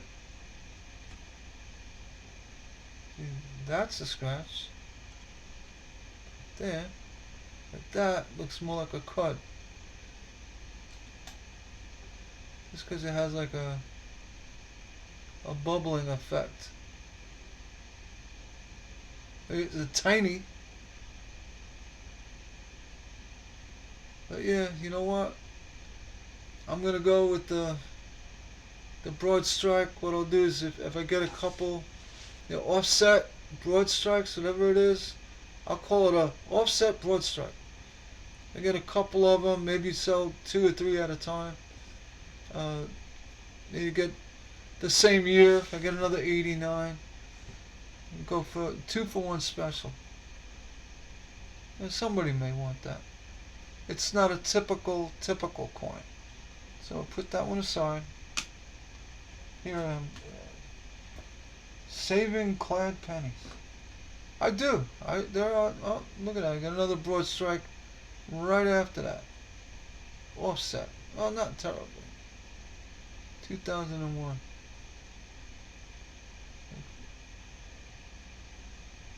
This now falls into the area of, no. 2001. You got the scratch up there on the top. You see the zinc coming through.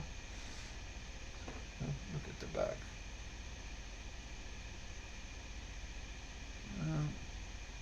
It's just a hot mess. I get rid of it.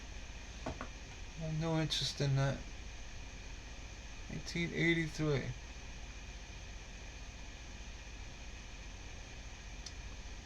Now, that little feathering down here, see, I've been fooled before. Looks like something you'd see with a zinc, plated coin. And I'm already accepting the fact that this is plated. You see that rimming, the zinc rimming, from the stamp? That's very typical. But if this is a copper coin, it's worth a lot of money. But my point is, the cladding, this is the one I was talking about. The cladding in the 83 is superior to stuff you see today. It must be thicker or a better grade copper. I don't know what they did. But definitely a lot better than what you see in the modern coins. Whatever they did. I'm suspecting it's got a thicker copper coating. That's my guess. We're going to throw it on a scale. 2.5. So you wouldn't even get the weight difference. That's how thin the addition of the copper plating is. It's not going to matter. It might be 2.55 or 2.6. It's such a thin layer. Or it could be a purer copper. I don't know. Cleaner. I know with solder they have different purities. Say, it could be grade 2 or grade 1. I think in the first year of the clad coins, they wanted the best grade, and the annealing process was probably done in the best way. So when they're trying to fool the public, saying, "Yeah, we're still making copper pennies. Look how nice it is," they tried the hardest to get it to look as good as the old copper pennies. Not like this. They already, by the late 80s, they already gave up on it. Said, we got them fooled. Just make it any old way. And that's what happened. Am I being cynical? You're damn right I am. I bet you that happened. And these are still not as bad as the modern one. You get a 2017 or newer. The plating is such garbage. I think we're due to have pennies made out of steel. If you agree with me, let me know. If not, that's just my observation. Speaking of the devil, this is 2017. which is destined to look like garbage in no time. It's a shame. That is what it is. 94. These years they were hit or miss. This vintage, you got some. In the late 80s, they were horrible. In the mid 80s, the zinc was weak and it had a lot of rim issues. And I think this one's got a little rim issue too. So I don't know. I don't think they had a one formula. A one way of doing things. 07, no rim issue. So they definitely stepped up something. From the 80s to 90s to 2000 and up into this vintage, 07, pre-Shield, pre-09, when they went to the Memorial Cent, and the 09 when they went to the Lincoln Memorial Series Cent. It meant the Memorial Building. Once they started making Shield pennies, it was a big turn for the worse. Not right away, but you look at stuff today, I think these aren't terrible. So if I found a major error or something that drew my attention to it, I put it aside. But right now, that's just a regular 07 clad penny. 2020, for example, this is a vintage of a horrible cladding. It's right there. I didn't even have to really turn it over to know that there's going to be that cancer issue.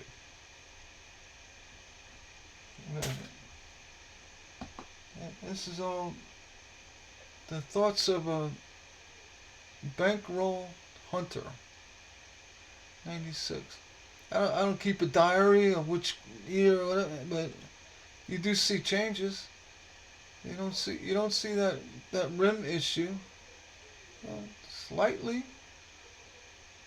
And you saw in the 80s.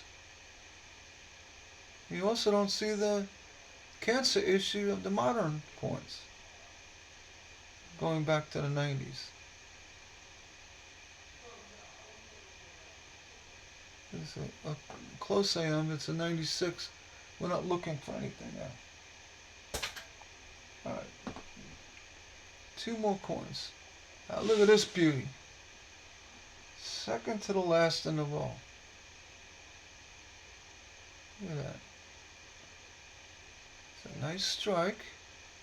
It's a little weak strike here. There's no proof strike. That's for sure. I gotta really look at that 66. I know there was doubling going on in the 60s up in the W and the E. We're gonna go into zoom mode on this one because of the quality of the coin. A little grease issue on the back. Just want to make sure there's nothing major going on. That's a scratch over that T. Yeah, you got a cut. I don't think so. You can see there's no really bad hashing going on. A little on the O, F, the E maybe. 1966.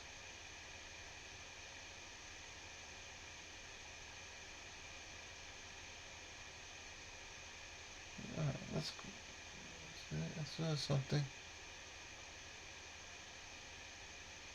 Now we're gonna go back to the front and then zoom in on that, just because.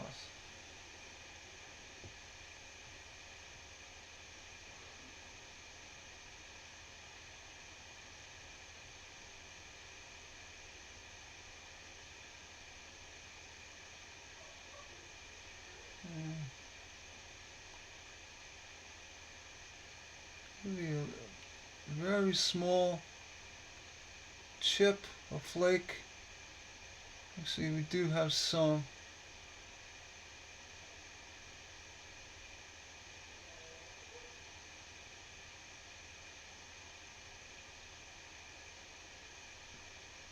See that right down in here.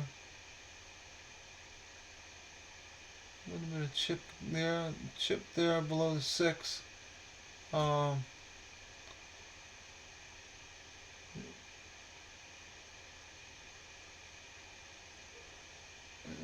a scar on his cheek. That's a scratch. I really want to look at his doubling on the top, which that T has a little bit of an issue. The last T. And that W looks like it's got a doubling.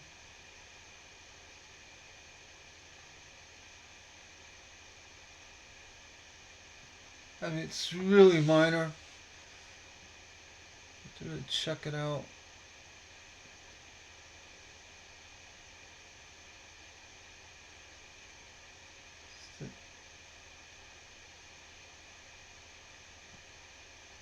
S. See the thickness of the top of the S? That's a, I don't know if it's from being so close to the rim. It's almost like a machine doubling you see today, or it's just the fact that the rim was there and it pulled the stamp, or the stamp was pulled down, or the actual the planchet was kind of twisted a bit from the stamping, causing a thickness of the top of the S. And then same with this W here. But this T has a clear edge on it. So we're going to zoom in a little closer. See what's going on. I mean, I don't see it as a major doubling. But just to clarify it, just for, my own personal saying, hey, I mean, you can almost zoom it up, and list it with the zoomed in images, and just cross your fingers. Maybe someone will put it up for auction. Let them fight over it. But honestly, I don't see it pulling anything of significant value or amount. I'm gonna go up here.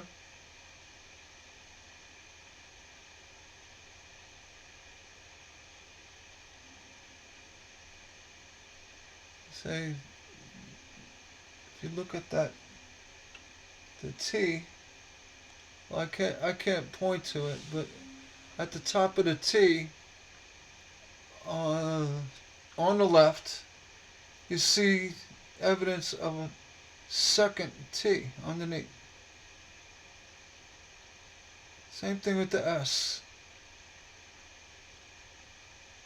Alright, so then we got one for the U as well.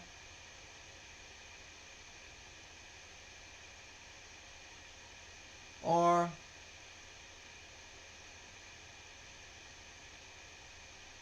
T. What gave this one away? This is really important. I wish I could point to it. Maybe I can. No, I can't. But I'll explain. The S. We're looking at the S. Looking at the S. You see the thickness of the bottom loop of the S. Right?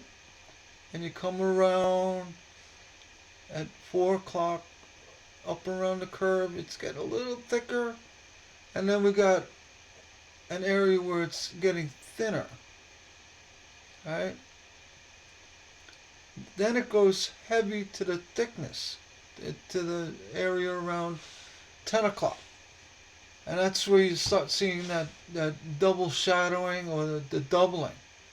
So what it's doing, it's actually uh, thicker because you're seeing part of that doubling, that overstamping, stamping of the letter. Um, Sometimes it's the other way around. It'll show thinner, but you'll see a double line. Now this one's thicker because it's actually the lettering itself has been stamped out thicker. Now that could be because of the edging being curved, or it could be a true doubling. Only problem is when a true doubling would be a rotation double. You know, where the coin was rotated like a rotating die and doubles over to the left or right of the lettering. Being that this is outward from the center of the coin and toward the edge, and here we go, we got the E.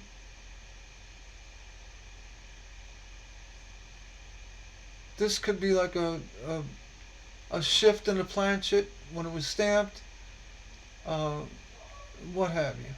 Could have been like a little vibration, but what's getting me mostly excited about this doubling is the bottom leg of that E.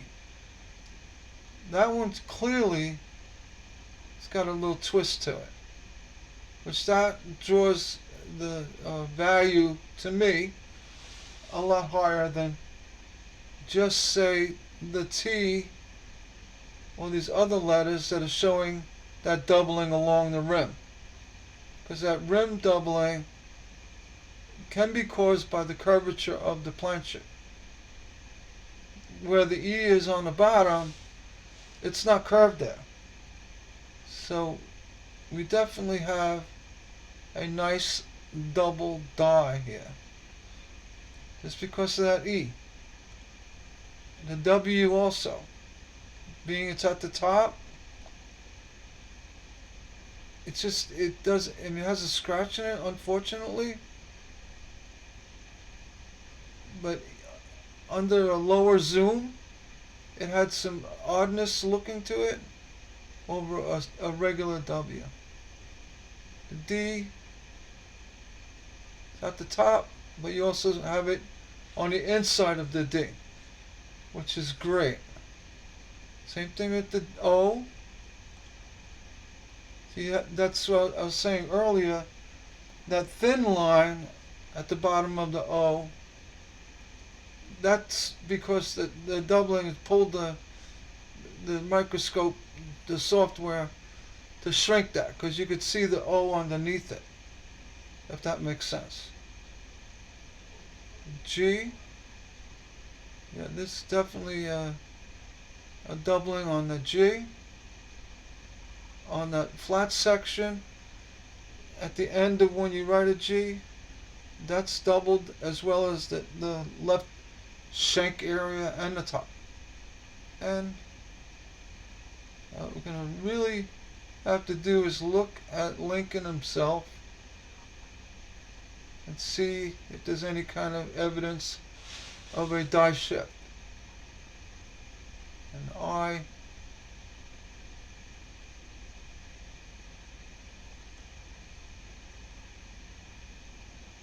check out Liberty too.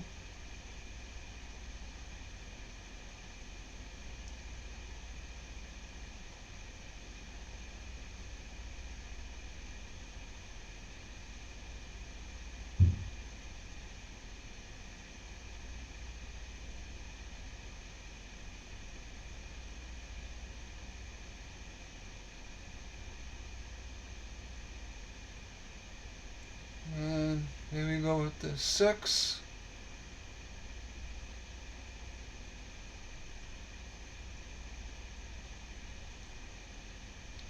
It's a definite die shift. It was in a rotation.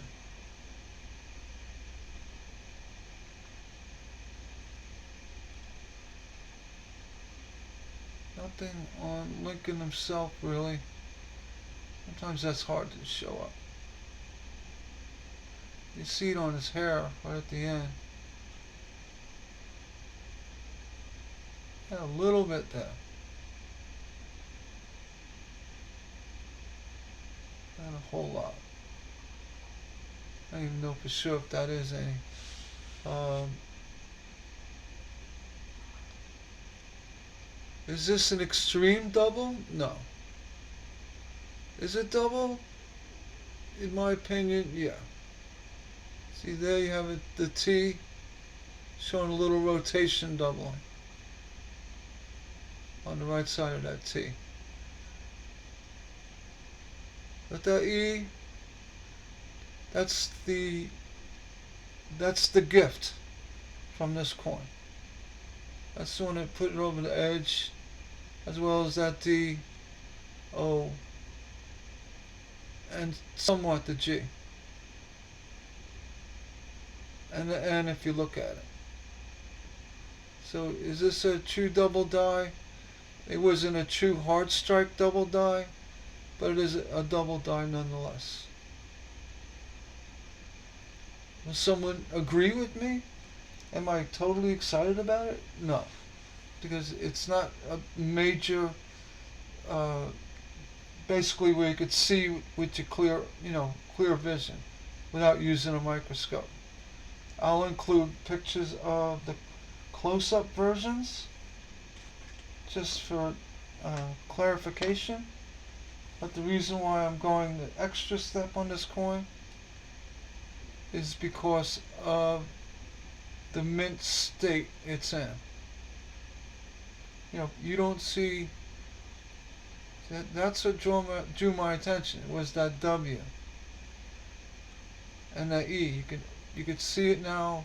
We know it's there. And that T. You can see that T easily. But what I'm going to do is go to the camera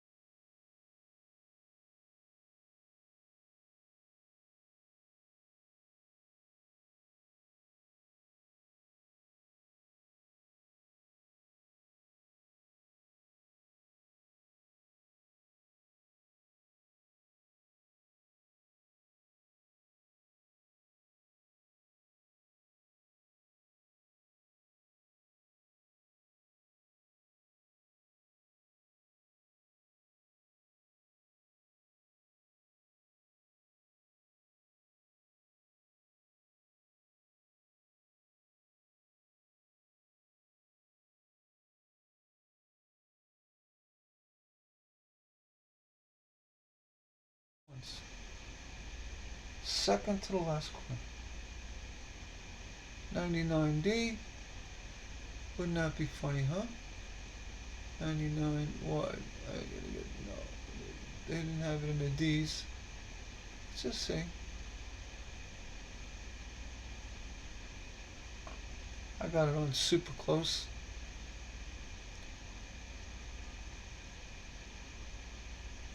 And it's a close AM.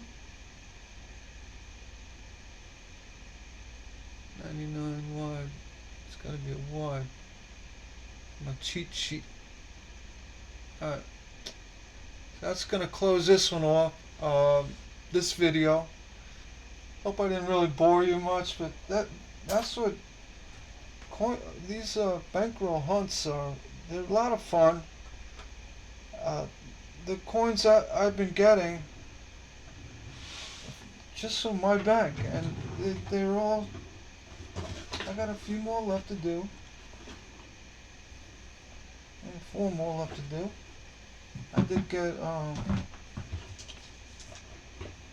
was that, a box of $25. I got quite a bit of vintage 60s, 50s, a lot of wheat pennies. That's one. I had 5 rolls from the bank the other day. That the wheat penny ratio was out of 50 pennies, 40, 45. It was crazy. And actually, one was a solid wheat. One or two, I don't know.